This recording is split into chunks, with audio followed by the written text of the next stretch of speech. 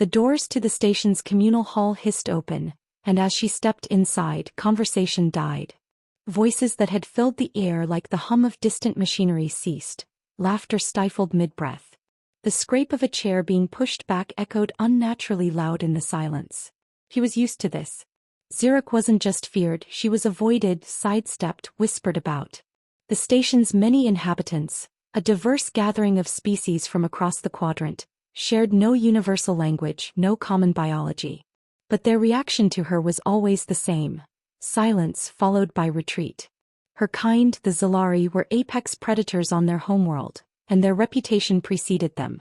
Too tall, too sharp, too alien. Her movements were fluid but carried a wrongness to others, the way a shadow bent in the wrong direction.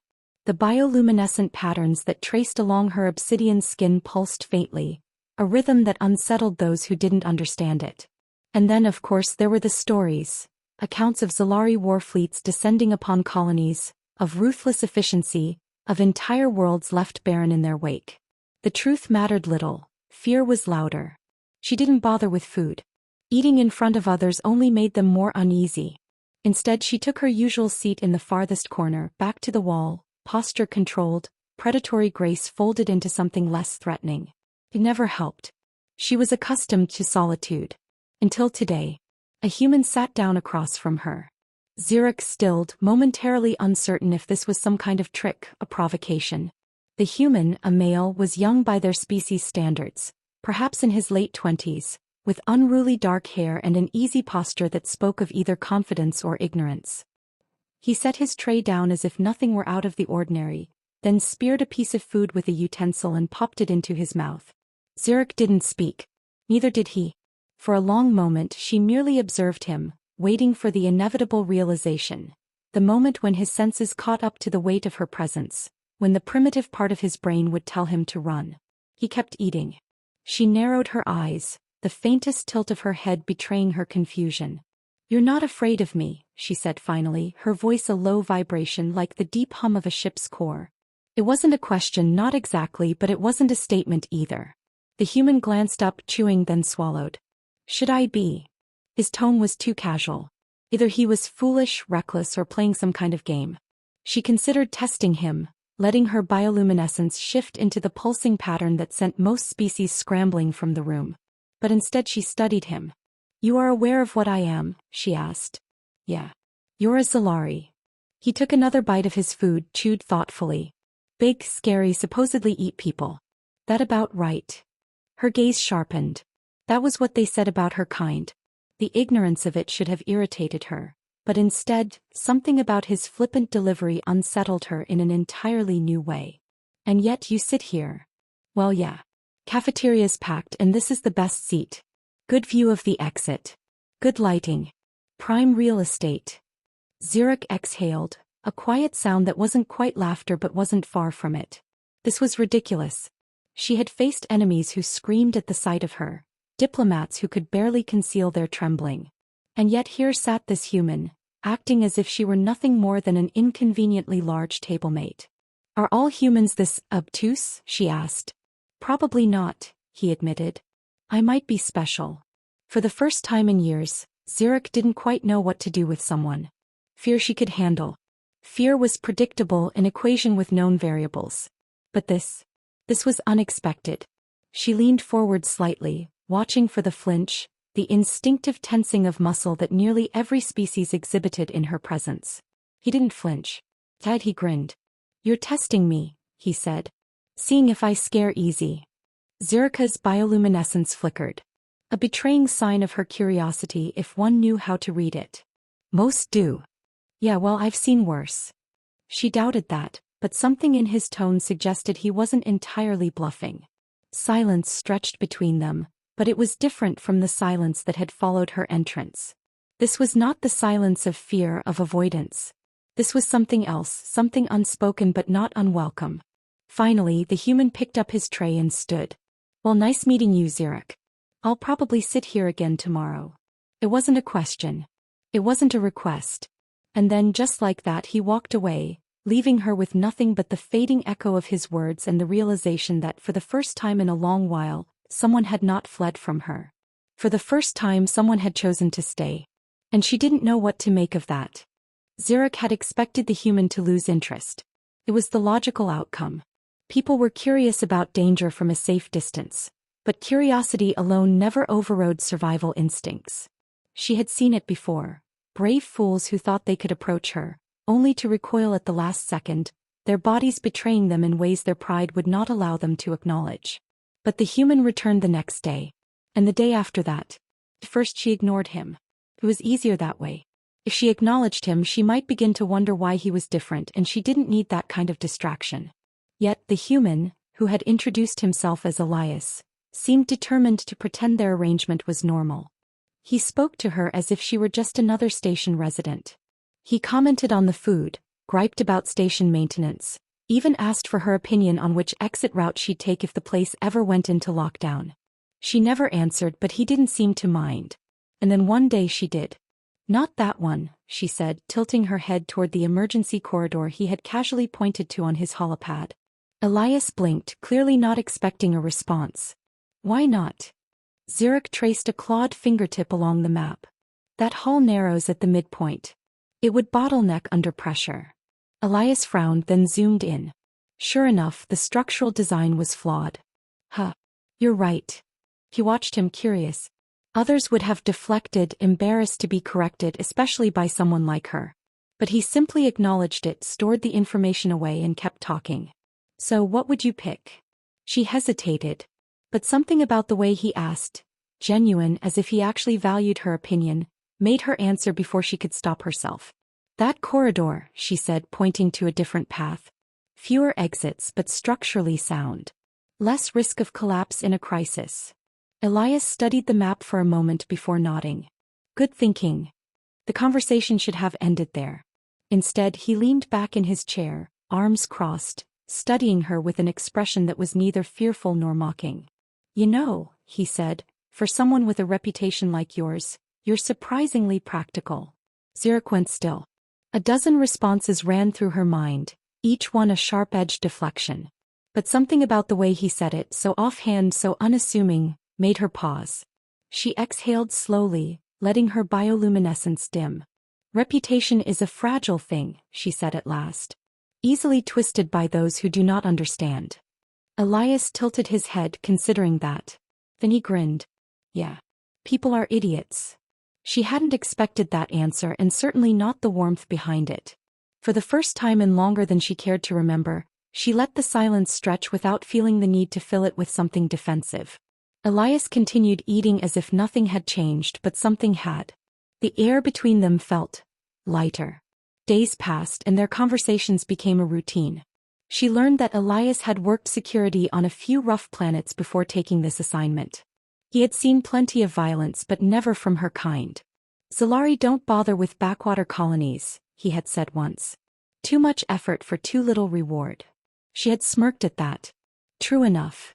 In return, she gave him glimpses into her own world. Carefully measured at first. Small things like the meaning behind her bioluminescence. How the pulsing light most species found unsettling was actually a stress signal, not a threat display. He had seemed genuinely fascinated by that, asking how many other things about her kind had been misunderstood. She had no answer, only a quiet realization. Perhaps everything. Then came the real test. They were in the cafeteria again, seated at their usual spot when a group of station workers entered. Zurich recognized the shift in atmosphere before the first words were spoken. She had spent a lifetime cataloging the warning signs. Lowered voices, tense shoulders, the deliberate way a person positioned themselves when preparing for confrontation. "Hey human," one of them called.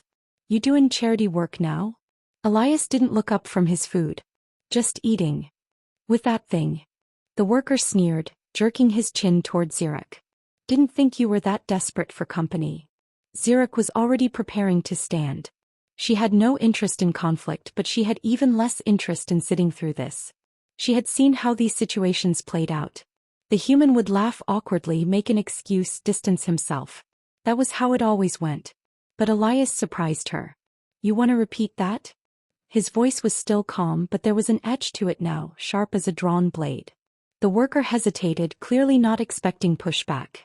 "Just saying you shouldn't get too comfortable." Those things.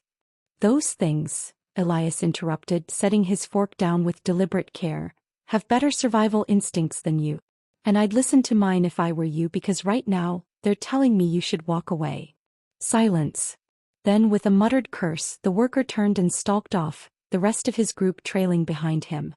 Zurich studied Elias, her bioluminescence flickering in a pattern she wasn't sure how to define. You did not need to do that, she said. He shrugged. Yeah, I did. She tilted her head. Why? Elias held her gaze, expression unreadable. Because you deserve better than this. She had no answer to that. For the first time in her life, she wasn't sure she needed one. Zurich had never questioned her place before. Isolation was expected. Fear was natural. The wariness of others had become a fixed point in her existence, as immutable as the distant stars. But now there was Elias. He sat across from her every day, speaking to her like she was just another person. Not a monster. Not a threat. Just someone worth talking to. She wasn't sure what to make of it. She had studied him carefully, looking for the cracks. He had to be pretending. Maybe he wanted something. Protection, favors, an ally against station politics. She had seen it before, how people tried to use her reputation for their own ends. But Elias asked for nothing. And that unsettled her more than anything else. The unease grew when she caught herself looking forward to their conversations. She had never needed companionship before. Why should one human change that? Then without warning he stopped coming. The first day she told herself it meant nothing. Schedules changed. Humans were unreliable. The second day she told herself she didn't care. By the third she had begun to doubt her own logic. When the fourth day arrived and he was still missing, she stood. And for the first time since setting foot on the station, she sought someone out. The security hub was a sterile, functional space filled with tired-looking personnel. Zurich ignored their uneasy glances and approached the nearest officer. The man tensed as she loomed over him, his fingers twitching toward his holster. "Where is Elias?" she asked. The officer hesitated. "He's in med bay." Her bioluminescence flared before she could stop it. "Why?" "Got caught in a brawl down in the maintenance sector." The officer eyed her warily as if expecting an outburst. Apparently he stepped in when some off-worlders started harassing one of the engineers. Took a nasty hit for it. Zurich didn't respond. She simply turned and left. The medbay was quieter than the rest of the station, its sterile air filled with the faint hum of monitoring equipment. The scent of antiseptics mixed with the metallic tang of recycled air. She found Elias sitting up on one of the beds, a fresh set of bandages wrapped around his ribs. He looked up as she approached, then grinned. "Miss me?" Zurich did not know how to answer that. She examined him, taking in the bruising along his jaw, the way he held himself slightly stiff. "You are injured," she said. "Yeah, well, you should see the other guy." He winced slightly as he adjusted his position. "Well, one of them. The other two are fine. Mostly." She should have scolded him for his recklessness. She should have told him it was foolish to put himself in danger over something that did not concern him. That was what she had been taught, self-preservation above all. Instead she sat in the chair beside his bed. "You are a fool," she said finally. "Yeah," Elias agreed. "But you like having me around anyway." She did not argue. Silence settled between them, but it was not uncomfortable. If anything, it felt like something unspoken had shifted, solidified into something real. "You should rest," she said at last. Elias smirked. "Worried about me? Only that your stupidity will continue to inconvenience me." He chuckled, the sound unguarded, genuine. "Noted." She stayed longer than she needed to. And for the first time she did not mind. Elias recovered faster than expected, though he still winced when he moved too quickly. Zurich watched him with a detached sort of interest, cataloging the small signs of pain he tried to hide. How he favored his left side, how his smile tightened when he breathed too deeply. Humans were fragile. She had known that. But watching one push through injury with nothing but stubbornness and misplaced humor made her wonder how they had ever survived long enough to become a dominant species. He was back at their usual table in the cafeteria within days, bruises fading but not entirely gone. If the others on the station had been wary before, they were downright unsettled now. It wasn't just that Elias had gotten himself hurt. It was the fact that he had returned to her side immediately afterward, as if nothing had changed. He saw the way they watched them now, as if trying to solve a puzzle that refused to fit together. People are staring again, Elias muttered, stabbing at his meal with a fork. Zurich didn't need to look to confirm it. They do not understand you. Me. He let out a dry laugh. You're the one with the scary reputation. And yet you are the anomaly. Elias smirked. Always wanted to be special. She tilted her head. Is that what this is? His expression flickered, brief but noticeable. He set his fork down, fingers drumming once against the table. What do you think this is? Zurich considered him. The easiest answer was that he was different. That he was strange, foolish, reckless. But that did not explain everything. It did not explain the way he listened when no one else did. The way he spoke to her without hesitation. The way he had never once treated her as something to be feared. It is unexpected, she admitted.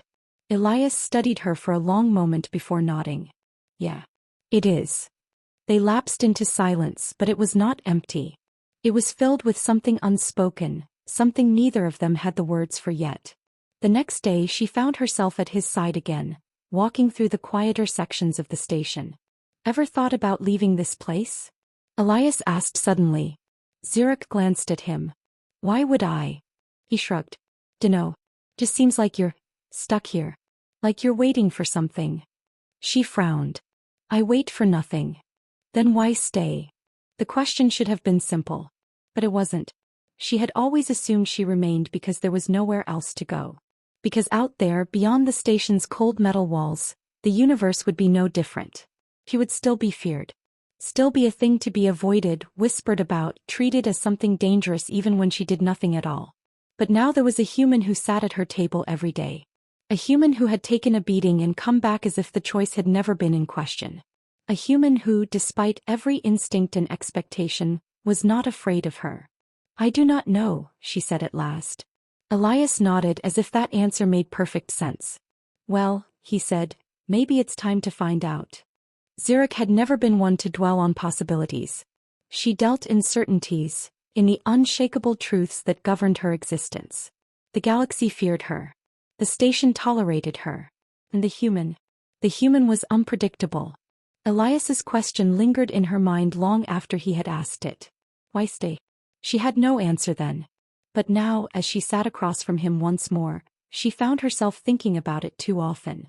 The station had been a place of necessity, not choice. A place where she could exist without constant conflict, where people kept their distance and left her in peace. It had been easier that way. But now there was something else. Someone else. Elias did not leave her alone. Not in the way others had. And more importantly, she did not want him to. She knew what others thought. That he was reckless, foolish for trusting her. That she was merely tolerating his presence, humoring some strange human eccentricity. They did not understand. She did not understand. But she wanted to. Hypothetically, she said, breaking the silence, if I were to leave, where would I go? Elias glanced up from his meal, blinking as if he hadn't expected her to continue the conversation he had started days ago. Then he grinned. Anywhere. Zurich frowned. That is not an answer. It's the only answer that matters. He leaned forward, elbows resting on the table. The galaxy is big, Zurich. Bigger than this station, bigger than the small-minded idiots who don't know a damn thing about you. You could go anywhere, do anything. She studied him carefully. And you? Elias smirked. Well, I did get into a brawl last week. Maybe it's time I take a break from getting my ribs cracked open. She tilted her head. You are saying you would leave as well? Maybe.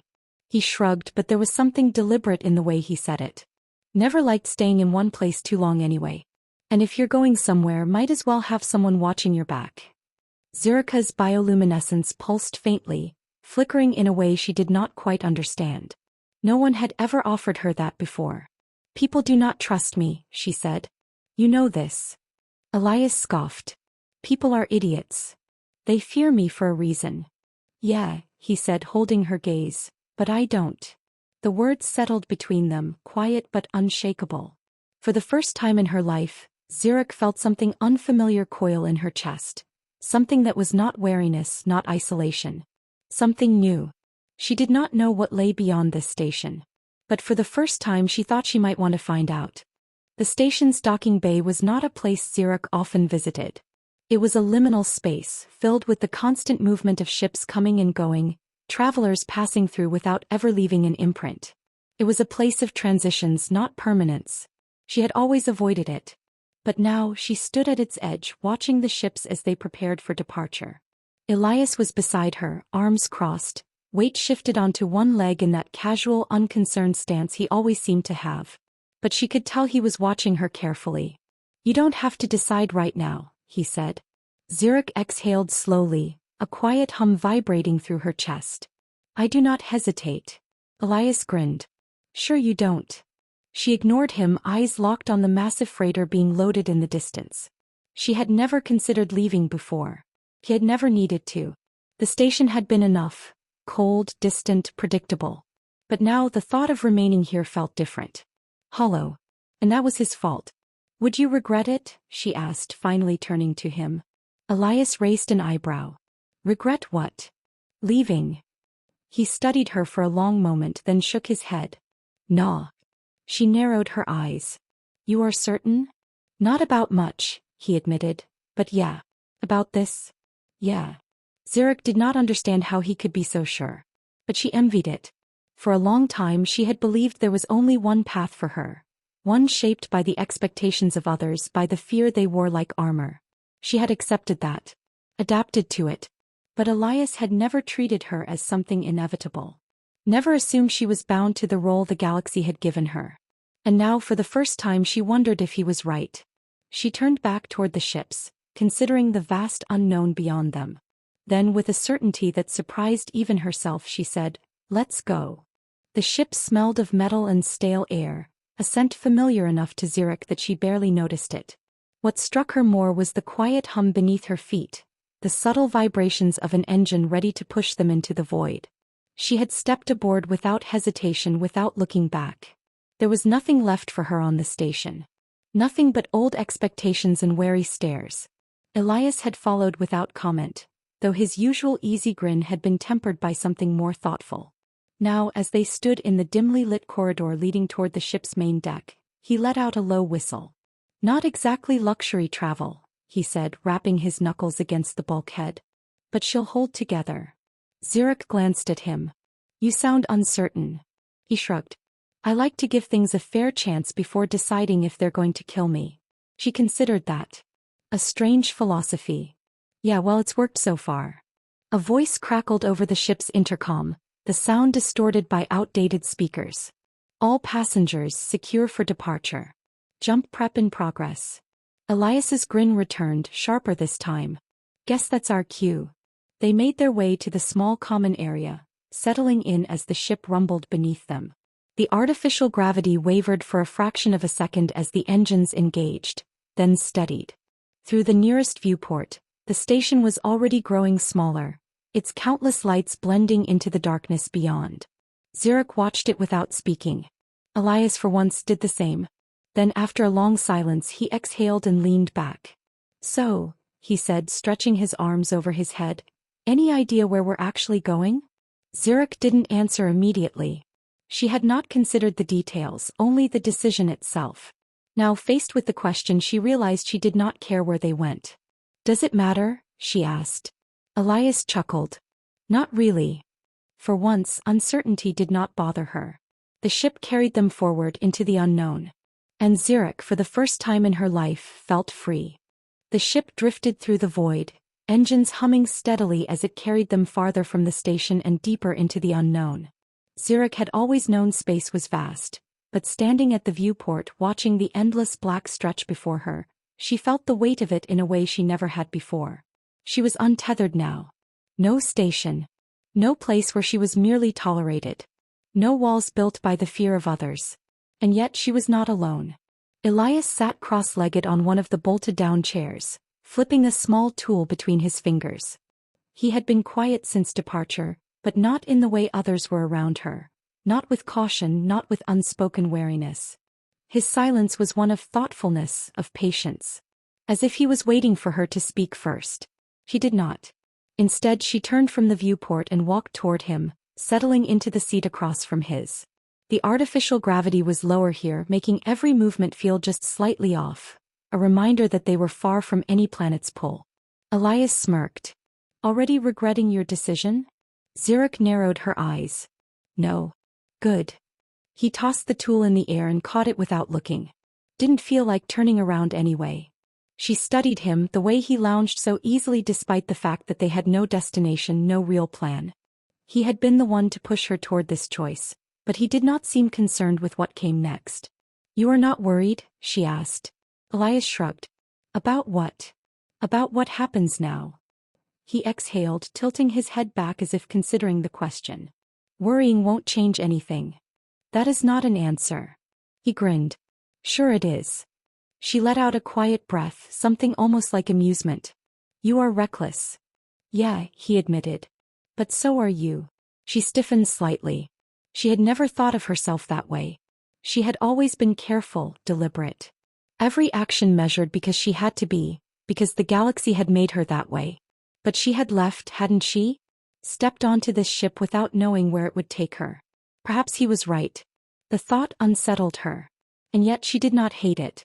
The ship jolted slightly as the engines adjusted course, the hum beneath them shifting. Through the viewport, the stars remained unchanged, distant and unmoving. Zurich watched them for a long moment before finally speaking. What if we do not find a place where we belong? Elias didn't answer right away. When he did, his voice was softer than before. Then we make one. She looked at him, searching for any hesitation. She found none. And for the first time she believed it might be possible. The ship's air carried the scent of metal, old circuits, and something faintly burned, likely from the aging ventilation system struggling to keep up. Zurich had never minded the sterility of stations, the way recycled air felt thin and processed. But here, aboard a ship with no destination, everything seemed different. She sat at the small table in the common area, fingers lightly tapping against the metal surface. Elias was across from her, stretched out with his arms folded behind his head, boots propped up like he had nothing in the galaxy to worry about. How long until the next stop? She asked. Elias cracked an eye open. You in a hurry? No, she admitted. But I am curious. He smirked. See? Progress. She narrowed her eyes. You speak as if you expected me to change. Elias lifted a shoulder in an easy shrug. Didn't expect exactly. Just figured, people change when they're not stuck in the same place. She considered that. The station had been predictable, its cycles repeating with clockwork precision. There she had been something static, watched, avoided, treated as a fixture rather than a person. Here there was nothing to define her except her own choices. The thought unsettled her. It also intrigued her. The ship gave a soft lurch as the engines shifted again, adjusting course automatically. Elias didn't react, but Zurich had already memorized the subtle variations in movement, the way this vessel responded to different speeds. They were still heading toward the next way station, but beyond that their path was uncertain. Elias let out a slow breath. You ever think about what you want? She frowned. What do you mean? He stretched, rolling his shoulders. I mean before we left. You ever think about what you wanted to do if things were different? She had no answer. Her existence had been shaped by what others feared of her. Every choice was made in reaction to that, every step taken to avoid conflict, to navigate a galaxy that had already decided who she was. But now, with no one telling her what she should be, she realized she did not know what she wanted. I have never had the luxury of such thoughts, she said finally. Elias studied her for a moment, then nodded. Guess that makes sense. Silence settled between them, not uncomfortable but filled with something unspoken. Zurich looked down at her hand, flexing her fingers slowly. And you? Elias blinked, then grinned. What, my grand dream? She gave a slow nod. He chuckled. I dunno. Never really had one. Just figured I'd keep moving, see what's out there. Maybe not die in a gutter somewhere. That's about as far as I got. She tilted her head. That does not sound like much of a plan. Yeah, well, he said, smirking, neither does sitting on a station waiting for people to stop being afraid of you. She exhaled sharply, almost, a laugh. Elias grinned wider. See? Progress. She shook her head but did not argue. For the first time she wondered if wanting something for herself was not a luxury but a choice. A possibility. The ship continued onward, the stars outside unmoving, the future uncertain. But for once, uncertainty did not feel like a cage. It felt like freedom. The hum of the ship had become familiar, a steady pulse beneath Zirika's feet. In the beginning she had noticed every vibration, every shift in pressure, every minute fluctuation of the artificial gravity. Now it was simply background noise, woven into the fabric of her existence. She stood at the viewport, watching the streaks of light outside as they traveled through subspace. The stars blurred, distant and unreachable, yet they still called to her in a way she had never understood before. Elias entered the room, moving with his usual effortless ease. He leaned against the doorway, arms crossed, studying her in that way he did when he thought she wouldn't notice. "Thinking deep thoughts again?" he asked. She didn't turn. "I was not aware thoughts had depth." He snorted. "Some people think so." She considered that for a moment before glancing at him. "And you?" He grinned. "Oh, I don't think much at all." She arched a brow. "A fact that does not surprise me." Elias laughed, stepping closer. "Harsh. And here I thought we were bonding." She turned back to the viewport, ignoring his teasing tone. "We are far from anything familiar." That was kind of the point, wasn't it? She was silent. Elias sighed and leaned against the bulkhead beside her. "Look, I get it. It's weird. The whole not knowing what comes next thing. But it's not a bad thing." She exhaled slowly. "I do not fear the unknown." "No," he agreed. "But you're not used to it either." That at least was true. She had spent her life preparing for what others would do, how they would react, how they would look at her, how they would avoid her. There had always been a script, even if she had never been the one to write it. Now there was nothing. No expectations. No roles to play. Only choices. She turned to Elias, searching his face. He was unreadable in a way she had come to expect, his expression relaxed but his eyes always watching, always considering. "You truly do not care where we go?" she asked. He shrugged. "Not really. As long as it's somewhere new." That kind of freedom, the ability to move without consequence, to choose without hesitation, was something she had never allowed herself to imagine. And yet here she was. For the first time she wondered if she had not escaped something, but stepped into something greater. Elias tapped the viewport lightly with his knuckles. "You know, you could pick a place." She frowned. "Why?" He grinned. "Because it's your turn." He stared at him, considering. The idea felt strange. And yet the weight of it was not unpleasant. Slowly she turned back to the vast stretch of stars. And for the first time she allowed herself to imagine the possibilities.